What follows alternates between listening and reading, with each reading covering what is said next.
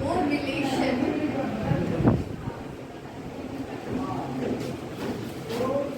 और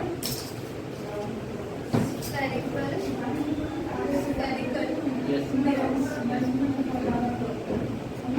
देखिएगा, हम लोगों को मालूम है कि R और F के बीच में क्या रिलेशन होता है। R और F फोकल लेंथ डबल होता है किसका? फोकल लेंथ को डबल करते हैं तो वो हमारा रेडियस ऑफ कर्वेचर के बराबर होता है। मतलब focal length radius of curvature का हाफ होता है। ये हमको मालूम है, लेकिन इसको आज हम लोगों को प्रूव करना है। इसके लिए सबसे पहले हम लोग लेंगे एक हमारा मिरर, स्फेरिकल मिरर। ये कॉनकेव है, ये हो गया इसका प्रिंसिपल एक्सिस, ये क्या हो गया पोल। यहाँ पे आपका इस मिरर का जो सेंटर होगा उसको बोलते हैं सेंटर ऑफ कर्वेचर, और यहाँ फोकस होगा। सेंटर ऑफ कर्वेचर और पोल के बीच का जो डिस्टेंस होता है उसको हम क्या बोलते हैं? Radius of curvature. और फोकस और पोल के बीच का जो डिस्टेंस होता है उसको हम लोग क्या बोलते हैं? फोकल लेंथ बोलते हैं, जिसको स्मॉल एफ से भी बोलते हैं। ठीक, अब देखो जो रे पैरेलल आता है प्रिंसिपल एक्सिस के, रूल्स में हम लोग पढ़े थे ना, जो रे प्रिंसिपल एक्सिस के पैरेलल आता है वो आफ्टर, अब यहाँ पर क्या होगा? नॉर्मल बनाएंगे, और यहाँ पर जो नॉर्मल ड्रॉ करेंगे वो कहाँ से पास करेगा? सेंटर ऑफ कर्वेचर से। सेंटर ऑफ कर्वेचर से पास करेगा। नॉर्मल सेंटर ऑफ कर्वेचर से, क्योंकि कोई भी स्फेरिकल, जी नॉर्मल के बारे में पूछा गया। तो यहाँ पे तुम्हारा कोई एंगल बनेगा, angle of incidence. Incident ray और नॉर्मल के बीच में जो एंगल बनता है उसको क्या बोलते हैं हम लोग? Angle of incidence. इसको मान लेना थीटा। तो इतना ही एंगल वो थीटा इधर बना के रिफ्लेक्ट बैक करेगा। अब ये हमको मालूम है जो पैरेलल आता है वो फोकस से जाता है, वो फोकस से गया। ठीक, अब कुछ नाम दे दो। ये CFT है ना, इसको नाम दे दो A। ओके, अगर ये देखो, ये वाला लाइन इंसिडेंट रे और प्रिंसिपल एक्सिस, क्या ये दोनों पैरेलल है?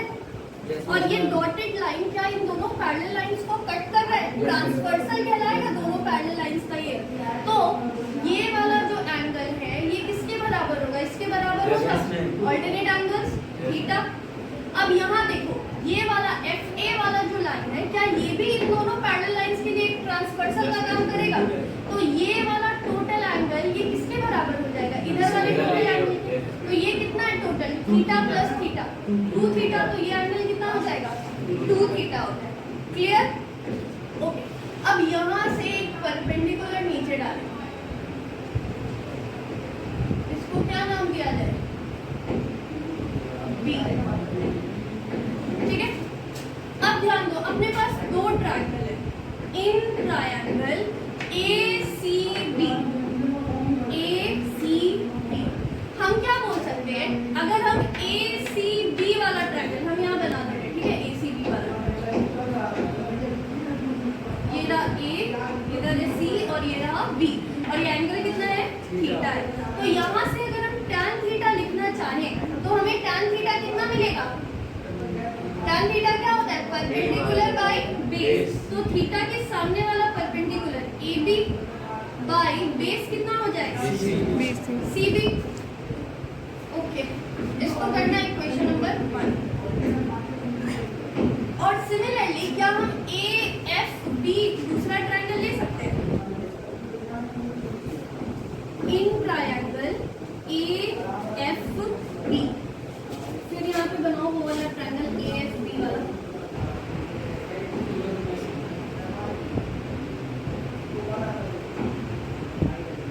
AFB, F पे कितना एंगल बन रहा है? 2 थीटा एंगल यहाँ पर बन रहा है, 2 थीटा। ये हो गया A, ये हो गया F और ये हो गया B।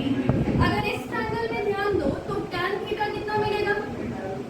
tan थीटा, सॉरी, यहाँ पे एंगल कितना है? 2 थीटा। तो tan 2 थीटा कितना मिलेगा हमें? Perpendicular by base. तो परपेंडिकुलर हो गया AB और बेस हो गया FB।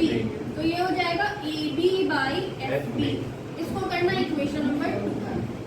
अब सुनो, जब रेस पैराएक्सियल होगा, कैसा होगा? पैराएक्सियल रेस होगा।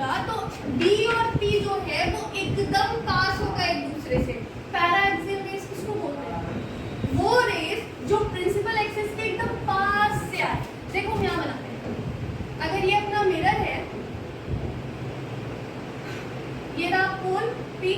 अगर कोई रे एकदम यहीं से आए तो अगर तुम यहाँ नॉर्मल भी डालते हो तो नॉर्मल कहाँ ही स्ट्राइक करेगा, P पर ही आएगा। ज्यादा ऊपर बना रहे तब ना ये नॉर्मल यहाँ आ जा रहा है।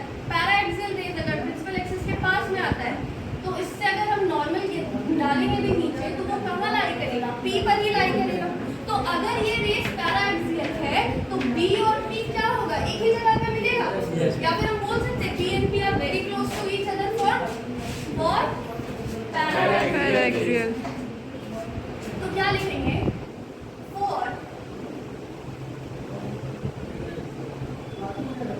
for paraxial rays B and P are very close, very close। तो हम इक्वेशन 1 को क्या B की जगह P भी लिख सकते हैं, AB की जगह AP और CB की जगह CP। तो equation 1 can be written as, equation 1 can be written as, कैसे लिख सकते हैं हम इसको, tan theta, this tan theta will be equal to AB की जगह क्या लिखेंगे, AP by CP। अच्छा हाँ चलो, AP ये वाला डिस्टेंस और CP क्या कहलाएगा, CP रेडियस ऑफ कर्वेचर। तो यहाँ से क्या बोलेंगे, tan theta is equal to AP by R, बोल सकते हैं। ठीक, चलो इसको करना इक्वेशन नंबर 3। और सिमिलरली इक्वेशन 2 को क्या लिख सकते हैं, tan 2 theta will be equal to B की जगह क्या लिख देंगे, P लिख देंगे। तो equation 2 can be written as tan 2 theta will be equal to AP by FP। B की जगह P हो जाएगा तो ये हो जाएगा AP by FP। ठीक, अच्छा सुनो, AP तो तुम्हारा ये हो जाएगा, FP क्या होगा तुम्हारा, फोकल लेंथ हो जाएगा। तो यहाँ से क्या बोलेंगे, tan 2 theta will be equal to AP by FP की जगह पे स्मॉल। ये हो गया इक्वेशन नंबर 4। क्या हम लोग ऐसा जानते हैं कि स्मॉल एंगल थीटा के लिए tan थीटा किसके बराबर होता है, थीटा के बराबर होता है। तो यहाँ पे क्या लिखेंगे, for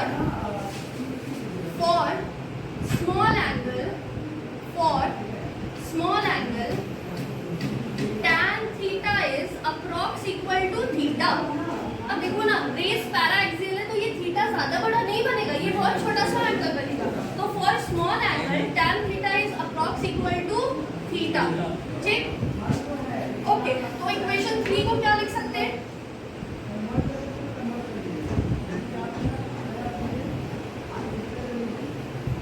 इक्वेशन 3 कैन बी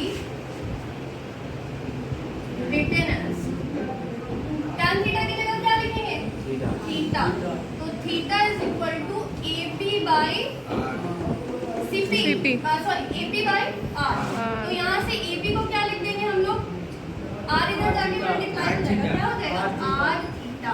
इसको करना कौन सा इक्वेशन, हो गया ना 5।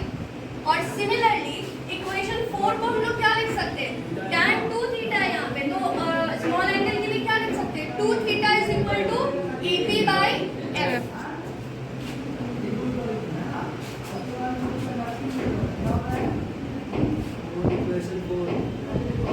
Equation 4 can be written as, equation 4 can be written as, यहाँ पे क्या लिखेंगे, tan 2 थीटा की जगह सीधे 2 theta, this will be equal to AP by F। तो यहाँ से AP हमको कितना मिल जाएगा, F जाके उधर मल्टीप्लाई हो जाएगा, तो AP will be equal to F into 2 theta. ये हो गया इक्वेशन नंबर 6।